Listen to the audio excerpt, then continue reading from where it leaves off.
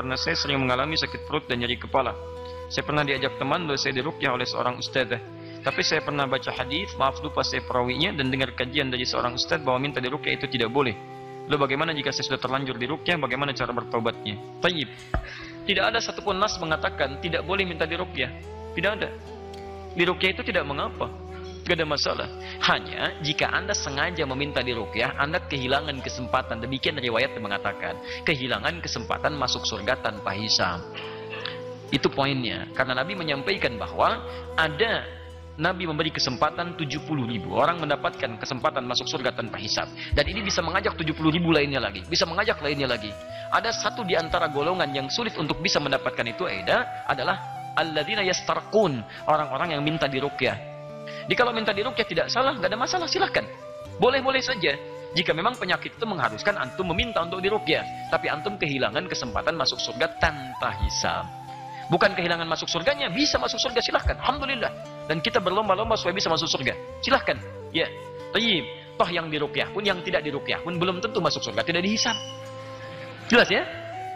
Siapa di antara antum yang masuk surga tanpa hisab? Boleh angkat tangan. Tuh.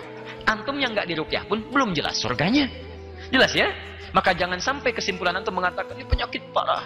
Penyakit parah, ruqyah aja nggak mau. Kenapa? Takut gak dapat tanpa hisab. Misal gitu kan? Antum diruqyah pun belum tentu masuk surga tanpa hisab.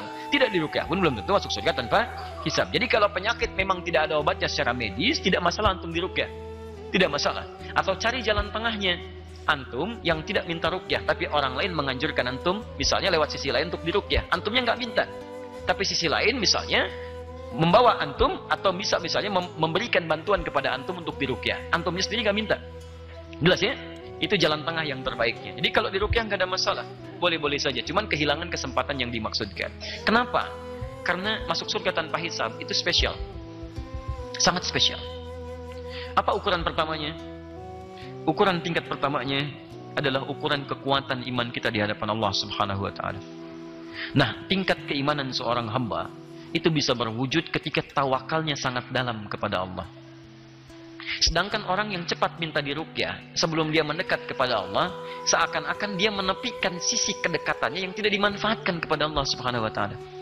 Karena itulah akan lebih baik jika antum belajar ruqyah sendiri. Belajar kalimat-kalimat, kan diajarkan oleh Nabi.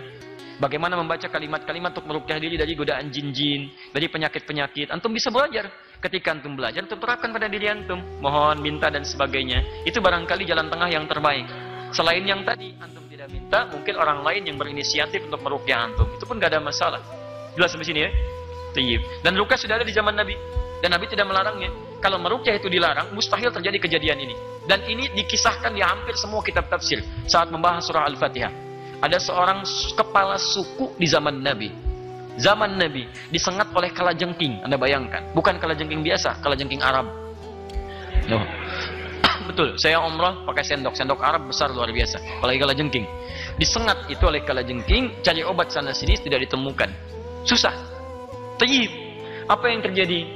Kemudian dicarilah oleh anggota dari suku itu, orang-orang tertentu, sulit menemukan sampai ditemukan kelompok sahabat yang sebelumnya sebetulnya minta singgah di situ, tapi kemudian diperlakukan dengan cara yang kurang menyenangkan, tidak dijamu dan sebagainya.